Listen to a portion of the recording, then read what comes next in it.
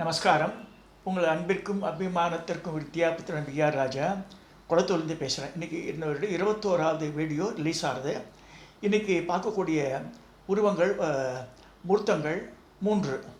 அதில் முதல் மூர்த்தம் தக்ஷ சிரச்சேத மூர்த்தின்னு போட்டிருக்கு. ஸோ அந்த தக்ஷ சிரச்சேத மூர்த்தினா தக்ஷ யஜ்ஞம் நடக்கிறது. தக்ஷ யஜ்ஞத்துக்கு தாஷாயணி சிவபெருமானுடைய உத்தரவெல்லாம் வருது. இருந்தாலும் வேணான்னு சொல்கிறார். அவர் நீ அவமானப்பட்டு திரும்புவேன்னு சொல்கிறார். இல்லை போகிறேன், எங்கள் அப்பா நான் எங்கள் அப்பாவோடைய மனசை மாத்திரேன்னு சொல்லிட்டு போகிறார் தக்ஷ யஜ்ஞத்துக்கு. ஏன்னா இந்த எல்லாரும் தேவர்கள்லாம் ஒவ்வொருத்தரும் விமானத்தில் ஏறி போகிறா. பிறந்தாத்துல ஒரு இது நடக்கும்போது, ஃபங்க்ஷன் நடக்கும்போது ஆற்று பொண்ணு வரலன்னு அவ்வளோ நல்லா இருக்காது. தக்ஷனுக்கு நிறைய பெண்கள், 27 நட்சத்திரங்களும் அவரோட பொண்ணு தானே. 27 நட்சத்திரத்தையும் சந்திரனுக்கு கல்யாணம் பண்ணி தரான். அது தவிர நிறைய பெண்கள் இருக்கா. ஸோ பிறந்தாத்துல நடக்கும்போது ஆற்று பெண்களை கூப்பிட்டு கௌரவிக்கணுன்ற சாஸ்திரங்களை சொல்கிறது. இவள் தனக்கு நல்ல கௌரவம் கிடைக்குன்னு போகிறா. அங்கே கூப்பிட்றதுக்கே ஆள் கிடையாது.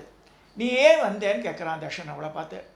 இந்த என்னோடய சகோதரியெல்லாம் வந்திருக்காள், அவள்லாம் மகிழ்ச்சியாக அம்மா பார்க்க வேண்டாமா வந்திருக்கேன் நான். மோரோவர் மும்மூர்த்திகளுக்கு முதல்வர் சிவபுரான் தான்.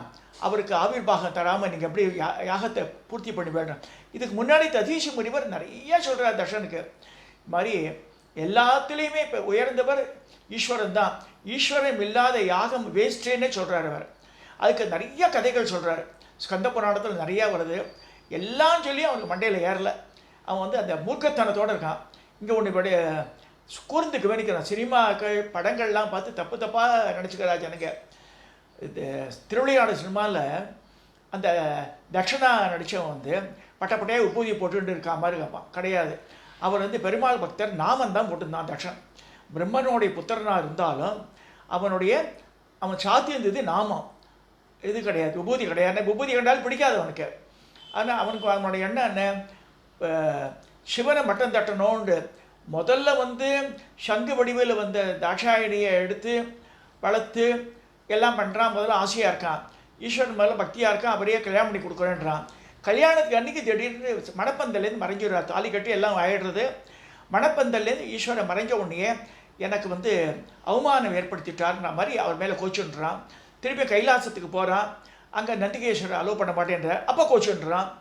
அது மாதிரி மாப்பிள்ளை மேலே ரொம்ப வெறுப்பு ஏற்பட்டு அவனே டெவலப் பண்ணிக்கிறான். அதை சரி சொல்லிட்டு தக்ஷ யஜ்ஞம் பண்ண போகிறேன்றான். அதுக்குள்ளே பிரம்ம யஜ்ஞம் ஒன்று நடக்கிறது. பிரம்மா இப்போ இவாளை கொஞ்சம் இது பண்ணணும், சமாதானம் பண்ணுன்னு சொல்லி இந்த பிரம்ம யஜ்ஞத்தை கூப்பிட்றாரு பரமேஸ்வரன். பரமேஸ்வரன் சொல்கிறார், என்னோட ரெப்ரசன்டேட்டிவாக இருக்கிற நந்திகேஸ்வரர் ஒரு வார்ட்டார். பிரம்ம யஜ்ஞத்தில் பரமேஸ்வரன் வரல. ஸோ அதுவே ஒரு அடி.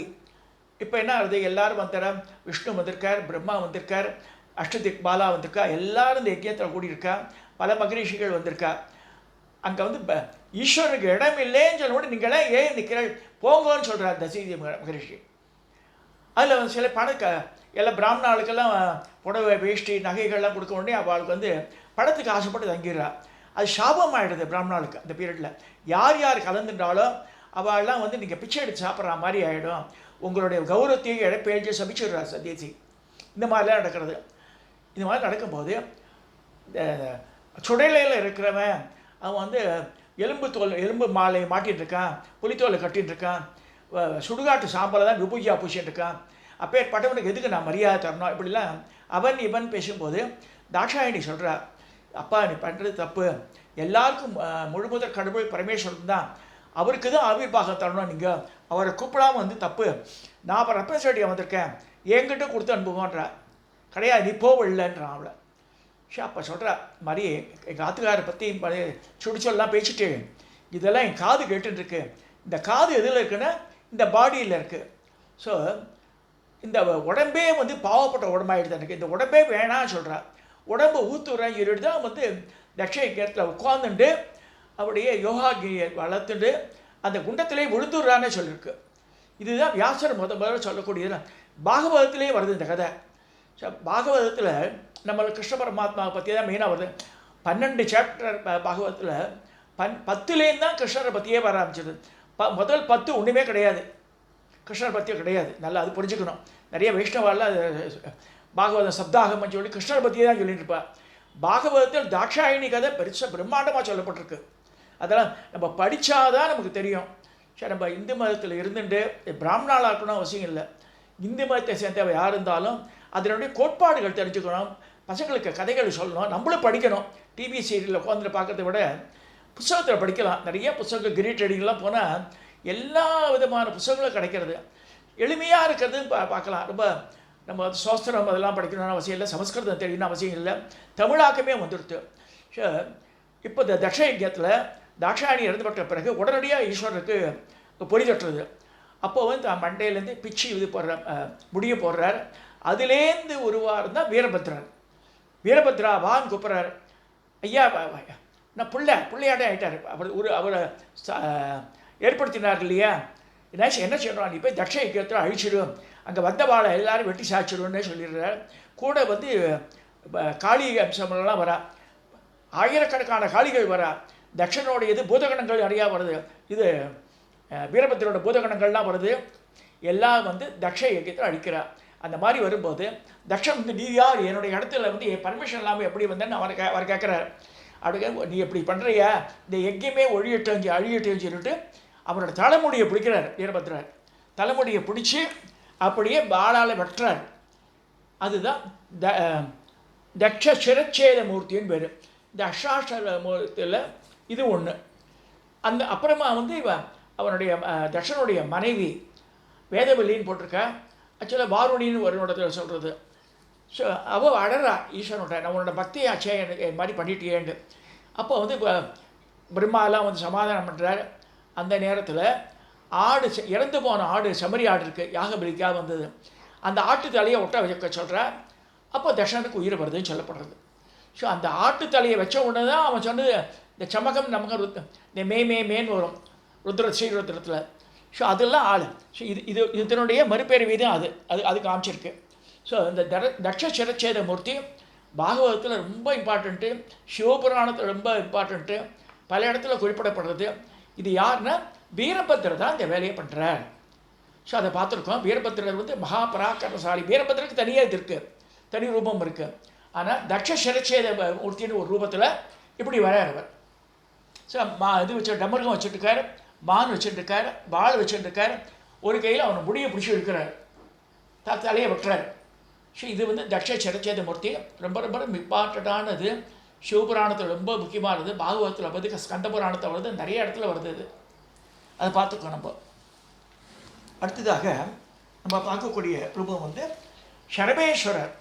இந்த சரபமூர்த்தின்றது எதில் வருதுன்னா, இந்த நரசிம்ம சுவாமி நரசிம்ம அவதாரம் மச்ச கூப வராக வாமன் நரசிம்மன் பிரகலாதனுக்காக உதயமாகும் போது எதில் எங்கே இருக்க தூணில் இருக்கா, துரும்பு இருக்கா, இந்த தூணில் இருக்கானா கேட்குறான் இரண்யகசிபு. ஆமாம், நீங்கள் இந்த தூணில் வேணா காமி, இந்த தூணில் இருக்கானுங்க. அதை வந்து கதாயத்தால் பழக்கிறான். அதிலே வந்துடுறார் நரசிம்மர் வந்து இவன் இரண்யகசிபை கிழிச்சு போட்டு அவன் ரத்தத்தை குடிச்சிடுறார். பகலும் இருக்காது, ராத்திரி இருக்கக்கூடாது, சாயந்தரம் வேலை. அது மனிதனும் இருக்கக்கூடாது, மிருகனும் கூடாது. மனிதன் மிருகம் சேர்த்து உருவமாக வர்றார்.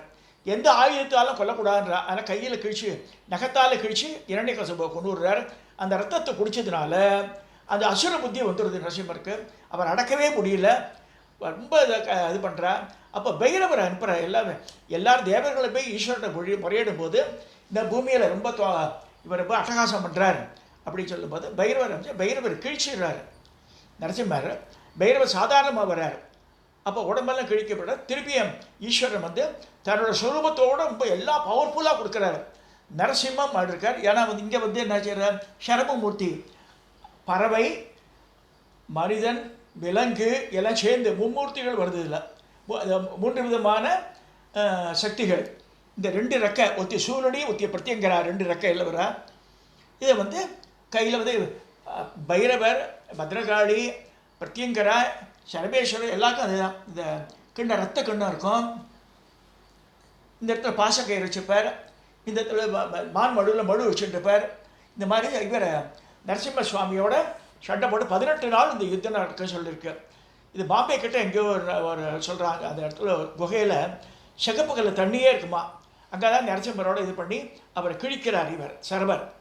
ஸோ அந்த மாதிரி பண்ணி அப்போ நரசிம்மர் கை கூட்டி ஆலிங்கனை பண்ண உடனே அவர் ரியலைஸ் பண்ணிடுறார். ஸோ நரசிம்ம அவதாரம் பூர்த்தியாகுது. இது வைஷ்ணவத்தை அதை சொல்ல மாட்டார் அவ்வளவா. ஏன்னா வந்து நரசிம்மரை ரொம்ப போற்றி கொண்டாடுறவாள்கிட்ட போய் நரசிம்மர் வந்து இவளால் விழுந்து பட்டான்னு உடனே ஒத்துக்க மாட்டா அவள். ஸோ அவளுக்கு சர்வமூர்த்தியே அவளுக்கு அவ்வளோ லயிக்காது. ஆனால் உண்மை இதுதான். சாலு வேசாய் பிகே பட்சி ராஜா இது பிகி தன்னோ சரப பிரச்சோதியாத்துன்னு இவருடைய காயத்ரி மந்திரம் சொல்கிறது. ஸோ இது வந்து ரொம்ப முக்கியமான குணம். நிறைய இடத்துல சென்னையிலேயே குறுங்காலீஸ்வரர் கோவில் இருக்குது, கோயம்பேடு பக்கத்தில். அங்கே தூணில் பண்ணுறா. மாடம்பாக்கத்தில் இருக்குது. அப்புறமா வந்து ஸ்கந்தாசிரமம் சேலையூரில் இருக்கிற மகாலட்சுமி நகரில் ஸ்கந்தாசிரமத்தில் இவருக்கு பெரிய உருவம். இதில் பஞ்சலோக மூர்த்தியாக இருக்கார் சரபர். எழுத்தா மாதிரி பிரத்யங்கராக இருக்கார். இப்போ இந்த சரபமூர்த்தி பார்த்தாச்சு. இவருடைய மனைவி 2 பேர், சூலனி துர்கை ஒத்தி வந்து பிரத்யங்கரா. 2 பேர் 2 ரக்கையாக இருக்கா. இந்த பிரத்யங்கரா அப்படி இருக்கான்னா 1000 சிம்ம முகம், 2000 கைகள் அப்படி காமிச்சிருக்கு. பட் அதெல்லாம் காமிக்க முடியாது. இங்கே சிம்ம வாகனம் கூட நான் காமிக்கலை. இந்த படத்தில் இருக்குது. மேலே வந்து பாம்பு படம் எடுக்கிற மாதிரி காமிச்சிருக்கு. ஸோ இதில் வந்து சிம்ம வாகனத்தில் உட்காந்துட்டுருக்கா. இவ்வளோ அதே ஆயுதம் தான் வச்சுட்டுருக்கா. ஏன்னா டம்பரகம் வச்சுட்டுருக்கா, சூலம் வச்சுட்டுருக்கா, பாசக்கயிறு வச்சுட்டுருக்கா. இந்த இடத்துல ஒரு அசுரன் தலையை பிடிச்சிட்டுருக்கா. இது வந்து வித்தியாச படம். சிம்ம வாகனத்தில் உட்காந்துருக்கா. பிரத்யங்கர உட்காந்த சிம்ம வாகனம் வந்து ஆண் சிங்கம், அவள் வந்து பெண் சிங்கம். நல்லா புரிஞ்சுக்கணும்.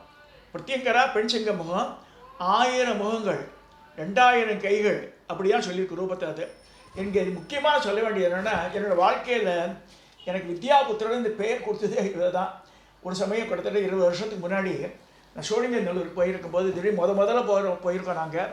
அப்போ Lalitha Sahasranama was decided by the Guruji. இப்போ அவர் இல்லை, அவர் சந்திரதேவர் குருஜின்ட்டு.